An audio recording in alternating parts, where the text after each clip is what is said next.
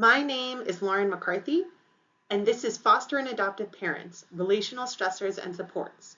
I want to thank Karen Barrett at Colorado State University for the conceptualization of the original study and program that these results are based on. Think of a parent you know. This might be yourself, a friend, your own parent. What causes them stress, and who supports them? All parenting comes with stress, but parenting a child adopted from foster care who has experienced trauma before or because of their removal from the home brings unique challenges and therefore unique stress. The disruptions to development that not having a permanent, nurturing caregiver can have on youth are long-term.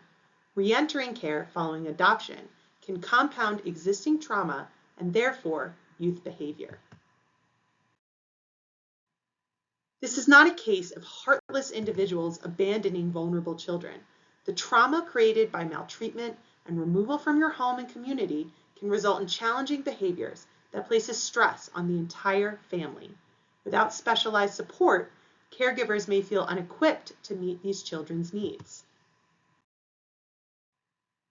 Youth who have experienced trauma need loving, supportive, stable relationships to build resilience, and adoption or long-term fostering can provide this, but only if families are given the support they need to be successful.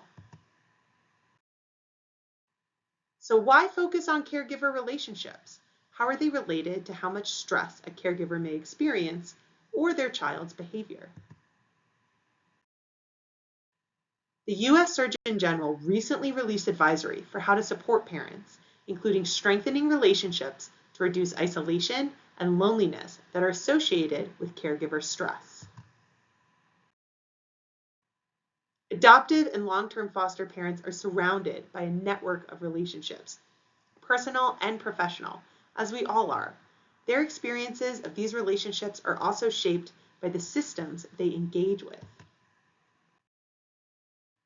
Existing studies suggest that while some of these relationships reduce stress, others can increase it due to conflict, stigma, or lack of specialized knowledge required to support families.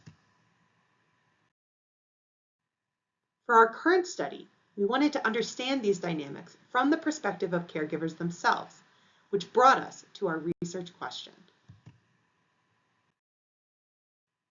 To answer this question, we used the following methods. We held focus groups with caregivers and analyzed the transcripts using an iterative coding process. 2 of our team members had lived experience as adoptive parents that informed their analysis. In our sample, we had 59 total individuals. 23 of these were caregiver dyads and 13 were individual caregivers. Within our sample, we had predominantly white and predominantly female participants. What we learned was that for both personal and professional relationships, some were seen by caregivers as supports and some were seen as added stressors, while others were more ambiguous, at times sources of stress and at other times sources of support. Common stressors found in informal relationships included a sense of judgment or lack of understanding of the child's behavior or the decision to foster or adopt. With an extended family, the perception that the foster or adopted child was not a real family member was another source of stress. Aspects of professional relationships that increased stress included a lack of communication around a child's needs or a complete loss of services altogether. Perceived judgment or blame was also present in professional relationships. Supportive relationships included extended family members. Peer support groups with other caregivers who had shared experience were also noteworthy sources of informal support. The thing that made professionals stand out as supportive relationships included transparency and communicativeness with the family, as well as a lack of judgment of the caregiver or child. Finally, many caregivers identified several relationships where there was ambiguity. At times, they thought this might be a source of support, but they were not always sure whether or not it may increase their stress.